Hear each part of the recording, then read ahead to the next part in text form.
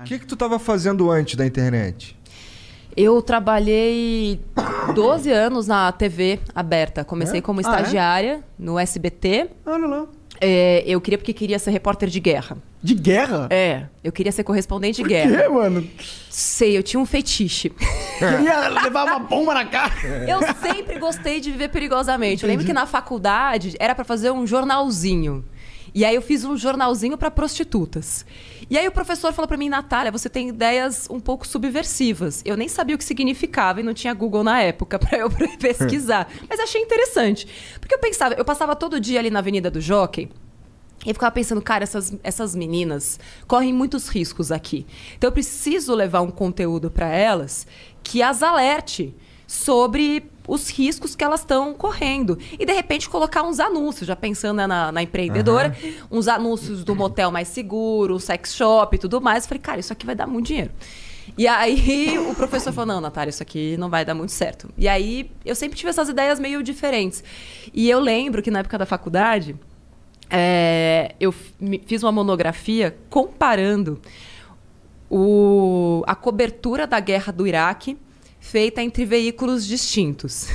E eu, super ingênua, né, vi que a cobertura da Folha e do Estadão eram completamente desproporcionais, assim. Parecia que nem era a mesma guerra que eles estavam cobrindo. Em que sentido? Você acha que... De um lado, passando um pano total, assim, nos Estados Unidos. Agora, eu não me lembro mais quem era quem ali. Claro. Não me lembro mesmo. E do outro, tipo, tinham 2 repórteres, depois eu até comprei o livro deles lá. Fogo em Bagdá. Eu vou lembrar o nome do repórter fotográfico, que até escreveu um livro, tal, depois, sobre a cobertura da guerra. E, tipo, uma coisa que parecia muito mais real e algo assim meio, tipo, parecia que só estavam pegando da Reuters e traduzindo. Entendi. Aí vou eu, toda fanfarrona, né? Ligo na Reuters... Aí, tipo, oi, tudo bem? Meu nome é Natália, estou fazendo aqui uma monografia. Gostaria que você falasse sobre a sua parcialidade na cobertura da guerra do Iraque. Caralho. A pessoa, não tem parcialidade.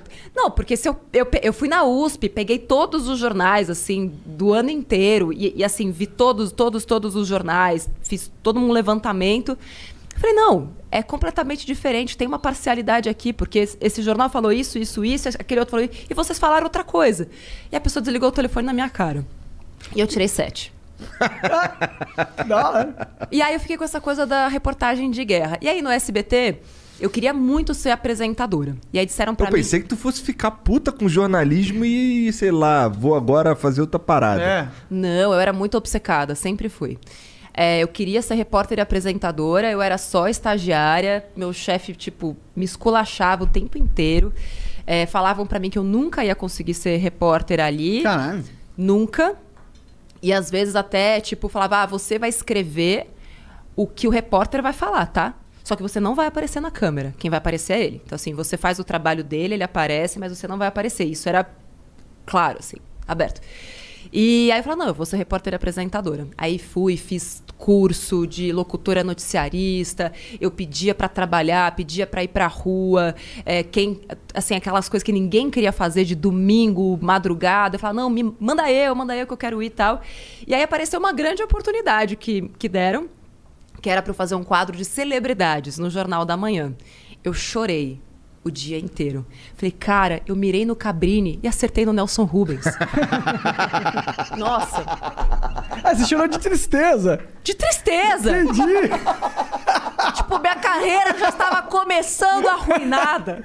Mas eu falei, bom, Deus, mirei no Cabrini, não deixa de ser uma guerra, né? Celebridades e tal. Eu falei, bom, se é isso que estão me dando... Vai lá. É isso que eu vou pegar. Era um passo. Aparecer na TV, né? É um bom jeito de ver. Né? Enxuguei as lágrimas, falei, beleza, agora eu vou fazer isso. E eu já mirava num salário, eu ganhava 900, mas eu mirava também no salário do Bonner, que na época eram 60 mil reais. Que eu pensava, se o Bonner ganhar 60... Ganha 60 mil reais naquela época? Naquela época, tipo... Não, tô ligado, que ele deve ganhar atrás. agora uns milhões agora. Provavelmente. Talvez nem tanto. Não, então... E eu falava, não, vou ganhar, se o Bonner ganha isso, vou ganhar também. O que eu preciso fazer para chegar lá? Já criei toda a trajetória, não sei o que, criei o plano, beleza, vamos executar. E aí, fazendo muita renda extra, trabalhava na TV Jockey naquela época, eu não entrevistava cavalos, eu entrevistava pessoas, mas era um bom jeito de ganhar uma renda extra, porque eu ganhava pouco A TV no SBT. Jockey é sobre cavalos, é isso? É sobre cavalos. É sobre eles competindo ou é sobre, eles criação competindo. de cavalos? É, competições. Tem um Jockey Club aqui Eu em não São manjo Paulo. muito, isso é coisa de rico, esse negócio de cavalo. É de coisa de ricos e, infelizmente, pessoas um pouco viciadas. Ah, Sábado, domingo e segunda. E aí, enfim, foi uma boa oportunidade que eu vi também, agarrei. Era eu, uma câmera no teto, pombas pousando assim na câmera, um microfoninho, e eu ficava, tipo, num radinho, agora mais pra direita, mais pra esquerda. Essa era a minha vida na TV Jockey, enfim. E eu lá no SBT, falei, não, preciso ser repórter e tal, não sei o quê. Beleza, fui fazer esse quadro, e aí eu pedia cada vez pra fazer mais coisas. Não, eu quero ir pra rua, eu quero ser repórter, né? Eu quero ir pra guerra, aquela coisa, né? E aí, depois de uns 2 anos, surgiu uma vaga na Record. E aí, uma menina que tinha saído do SBT foi pra lá. Ela sabia que eu me virava nos 30. E aí, naquela época, eu ganhava uns R$2.500 fazendo um monte de hora extra. Eu tinha 2 empregos no SBT. Eu trabalhava das 9 da manhã a 1 da tarde e das 4 da tarde a 1 da manhã, que eu fazia 2 programas diferentes. E aí, ele tocou meu telefone. E você dormia? Eventualmente. Mas eu tava focada. E eu precisava comprar meu apartamento à vista quando saísse da faculdade. Então eu tava virada no giraia pra juntar uma grana. Já tava investindo naquela época e tal.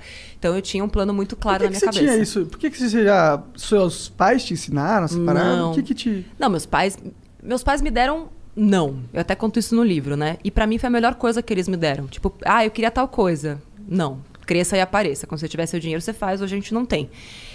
Então, assim, nunca me faltou nada, mas nunca sobrou nada. Nunca teve, tipo, presente era Natal e aniversário. Passou de ano, eu lembro que tinha colegas da escola que, passou de ano com nota 10, ganha uma boneca.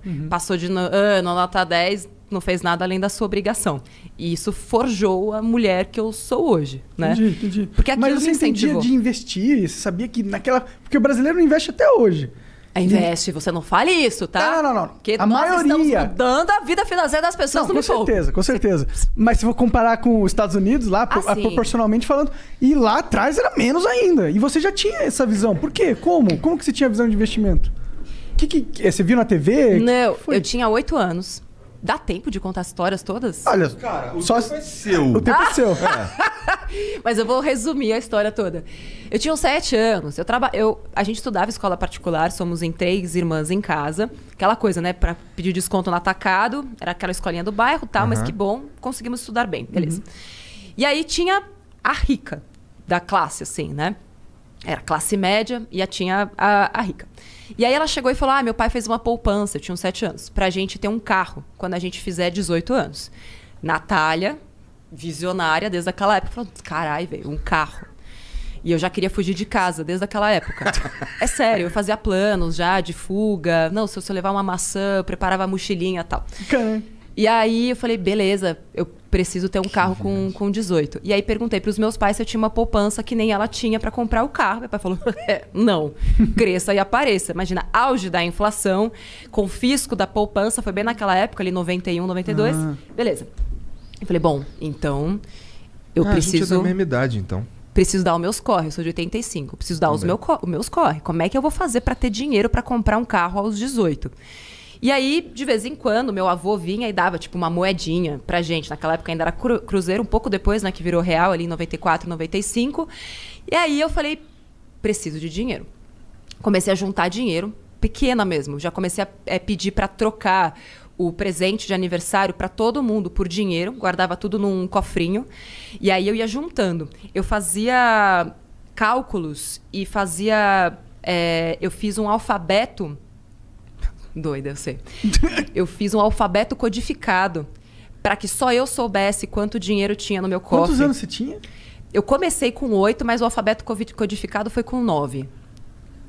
Para as minhas irmãs, caso tivessem acesso ao meu cofre, se elas tirassem dinheiro de lá, só eu ia saber que elas tiraram, porque eu tinha um alfabeto codificado. Exatamente.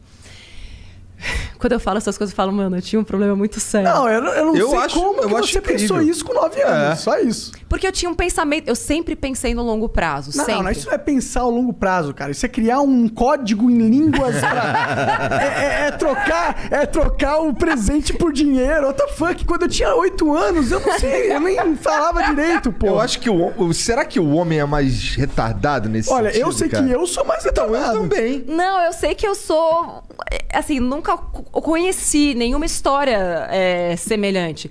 Mas, de novo, depois estudando a economia comportamental e tudo mais... E assim, eu fui fiel ao meu plano até os 18 anos de idade. E quando eu percebi que eu não ia ter dinheiro suficiente fazendo só as manobras que eu usava, eu comecei a ganhar dinheiro das formas que eu podia. Então, eu... ia para 25 de março, comprava camiseta, fazia tie-dye e vendia na escola. Fazia umas pulseirinhas lá de barbante e vendia na escola. Promovia uns bazares na minha casa. Comecei a fazer propaganda, porque eu descobri... tipo, uma vez me chamaram para fazer teste de propaganda. Eu tinha uns 12, 13 anos e ganhei R$50 num dia.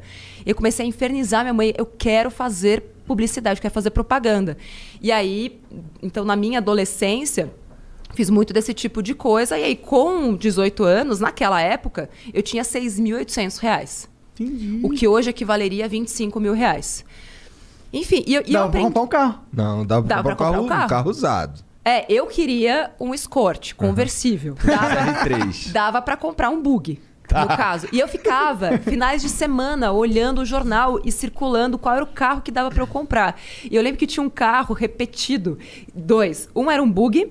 E outro era um Jeep Willys, 88. Nunca vou esquecer. Todo final de semana ele tava lá e falava, tomara que ele esteja aí ainda quando eu fizer 18.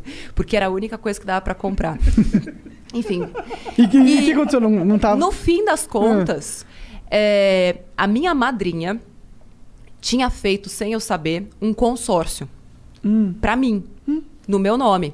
E quando eu fiz 18 anos, ela foi contemplada. E eu nunca soube disso. Na sorte, assim? Na sorte. Vai lá. Pô, aos 18. Eu não sei se ela deu um lance, porque eu odeio consórcio. Então, assim...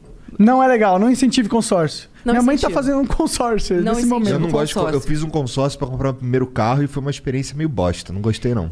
Assim, eu não gosto. Tem vídeo no canal explicando por que eu não gosto de consórcio. Mas, enfim... E aí, a carta era de R$11.900. E aí, deu pra comprar um casinho... peladinho, mas que era maravilhoso. E aqueles R$6.800, falei, bom, isso aqui vai ser o meu primeiro passo para o meu apartamento quando eu sair da faculdade. E aí que eu comecei a investir, porque até então eu nem sabia que existia investimento. Eu fico pensando, eu já fiz esse cálculo, né, de quanto dinheiro eu perdi dos 8 aos 18. Nossa! Por não ter investido, nem que fosse na poupança, que naquela época até rende... Hoje é uma bosta, tá? Poupança, não faça isso.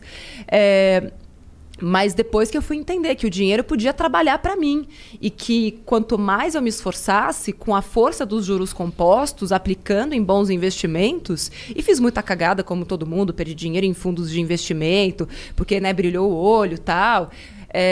Mas foram todos esses aprendizados que hoje me proporcionam poder ensinar isso para as pessoas. Porque é um conhecimento de vivências. E já estava dentro de você desde pequenininha, né? Pois é. Que engraçado isso, que loucura. É uma loucura mesmo, gente. Mas aí eu tô falando demais. Tu estudou... tá falando demais parei, mesmo. Acabou. Caralho, Beijo, que cuzão. gente, tchau. Não, porra, é porque você acabou, cara. Foi o que ela falou, pô, não foi?